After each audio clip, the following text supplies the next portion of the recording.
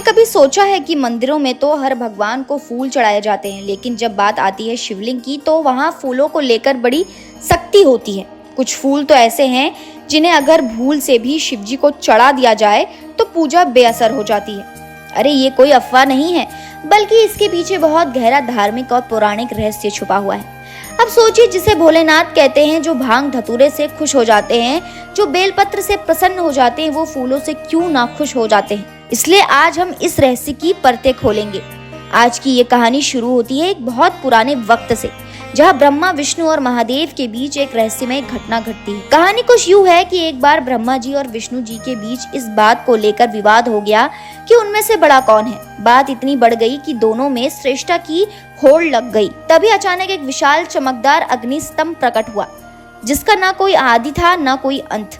ब्रह्मा जी और विष्णु जी उस स्तंभ का आदि और अंत ढूंढने निकल पड़े। विष्णु जी ने वराह रूप धारण किया और नीचे की ओर निकल पड़े, जबकि ब्रह्मा जी हंस बनकर ऊपर की ओर उड़ चले। अब होता क्या है कि विष्णु जी ने काफी प्रयास के बाद हार मान ली और वापस लौट आए, लेकिन ब्रह्मा जी को वहाँ एक केतकी का फूल मिला जो उस अग्नि स्तंभ के नीचे गिर गया था। ब्रह्मा जी ने उस फूल से कहा, तू गवाह बन जा कि मैंने इस स्तंभ का अंत देख लिया है।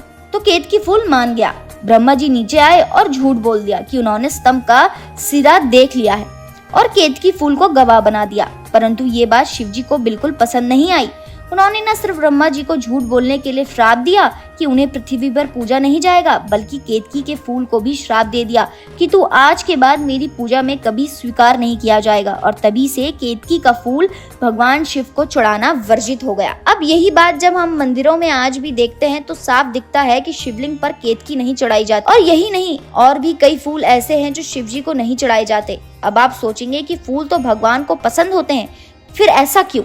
तो सुनिए, शिवजी का स्वरूप बाकी सभी देवताओं से अलग है। वो संसार है, वो संहारक है, वो विरक्त हैं, वो तपस्वी हैं। उन्हें श्रृंगार, सौंदर्य और दिखावे से कोई मतलब नहीं होता। यही वजह है कि शिवलिंग पर लाल रंग के फूल जैसे गुलाब, गुड़हल आदि नहीं चढ़ाए जाते, क्योंकि लाल रंग कामना और भोग का प्रतीक होता है। अब बात रही तुलसी की, जो हर पूजा में उपयोग की जाती है, लेकिन शिवलिंग पर नहीं चढ़ाई जाती।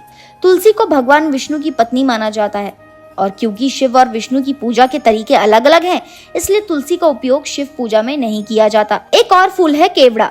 इसकी खुशबू तेज होती है और इस पर भी वही केतकी वाला प्रतिबंध लागू होता है। ये कहा जा सकता है कि त्रिगंध वाले फूल शिव पूजा में वर्जित माने जाते हैं। ये उनके शांत और सौम्य स्वरूप के खिलाफ जाते हैं। अब आते हैं हल्दी और कुमकुम पर। ये दोनों चीज स्त्रियों के सौंदर्य का प्रतीक माना जाता है, लेकिन शिवलिंग पर ये नहीं चढ़ाई जाती, क्योंकि शिवजी को भोग से नहीं योग से मतलब है। वो गृहस्थ नहीं बल्कि विरक्त हैं। यही वजह है कि हल्दी, सिंदूर, मेहंदी जैसी चीजें शिव पूजा में वर्जित हैं। अब आप सोच रहे होंगे कि फिर शिवजी को क्या चढ़ाएं? तो सुनिए, शिवजी को बहुत ही सादे और खास चीजें पसंद है, जैसे बेलपत्र। बेलपत्र का संबंध शिवजी के त्रिनेत्र से माना जाता है। इसकी 3 पत्तियां शिवजी के 3 नेत्रों, 3 गुणों, स्तव, रज, तम और 3 शक्तियां, इच्छा, क्रिया, ज्ञान का प्रतीक है। ये पत्र जितना सादा दिखता है उतना ही शक्तिशाली माना जाता है। इसके अलावा शिवजी को धतूरा और आक बेहद पसंद है। अब आप लोग कहेंगे ये तो विषैला फूल है, तो शिवजी इन्हें क्यों पसंद करते हैं? क्योंकि शिवजी ने विषपान किया था और वो हर जहर को अपनाने वाले देव हैं। इसलिए उन्हें वो चीज पसंद है जो जहर की तरह दिखती है, जैसे भांग, धतूरा और आग। और हाँ, एक खास बात, शिवजी को सफेद रंग के फूल बहुत प्रिय है, जैसे चमेली, बेला, सफेद और सफेदन कनेर। सफेद रंग शांति, शुद्धता और ज्ञान का प्रतीक होता है, और यही तो शिवजी का मूल स्वभाव है दोस्तों।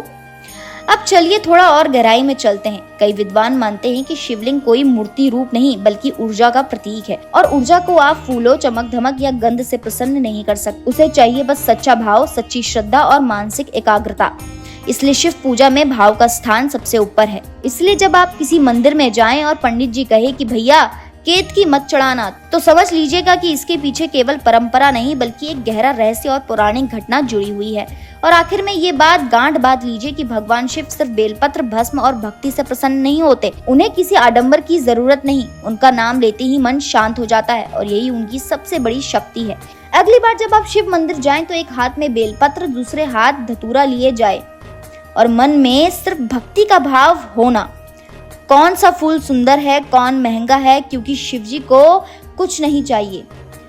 तो दोस्तों, अगली बार जब आप शिव मंदिर जाएं तो एक हाथ में बेलपत्र, दूसरे हाथ धतूरा लेके जाएं। तो दोस्तों, जब अगली बार आप शिव मंदिर जाएं तो हाथ में बेलपत्र, तो दोस्तों अगर अगली बार आप शिव मंदिर जाएं तो एक हाथ में बेलपत्र, दूसरे हाथ में धतूरा लेके जाएं और मन में कोई ऐसा भाव ना हो कि ये फूल सुंदर है, ये फूल महंगा है, क्योंकि शिव जी को कुछ नहीं चाहिए, बस उनको सिर्फ आपका सच्चा प्रेम चाहिए। और हाँ, इस वीडियो को अपने उन दोस्तों के साथ जरूर शेयर करना जो फूलों के नाम पर कुछ भी चढ़ाते हैं शिवलिंग पर, ताकि वो भी जान सके कि कौन सा फूल चढ़ेगा और कौन सा नहीं, वरना कभी भोले बाबा नाराज ना हो जाएं।